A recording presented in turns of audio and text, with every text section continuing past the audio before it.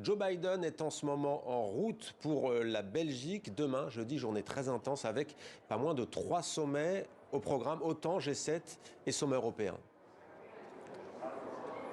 Effectivement, Mohamed, des sommets en cascade, avec pour commencer ce sommet de l'OTAN en présence de Joe Biden. Alors le plus important dans ce sommet, ce sera sans doute la posture, la photo de famille qui permettra de bien marquer l'unité des membres de l'Alliance. Mais on ne s'attend pas à de grandes décisions. Bien sûr, on va réaffirmer son soutien à l'Ukraine et on va rappeler à Vladimir Poutine qu'il ne s'agit pas de toucher à 1 centimètre du territoire de l'OTAN. Après, il y aura un sommet des 27, toujours en présence de Joe Biden. Et là, il y a de véritables points d'interrogation, à commencer par la question des sanctions. Va-t-on décider un 5e train de sanctions contre Moscou? Et surtout, va-t-on décider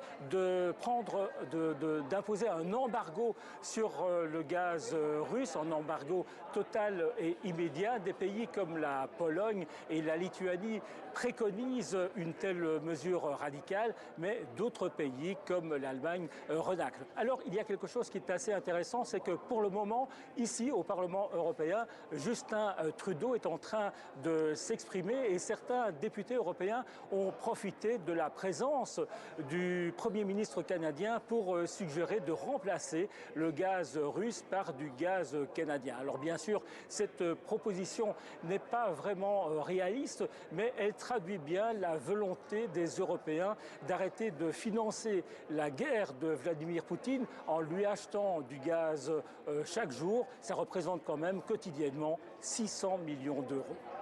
Paul Germain à Bruxelles pour TV5 Monde. Merci Paul, on vous retrouve bien entendu demain pour couvrir les différents sommets que vous avez mentionnés.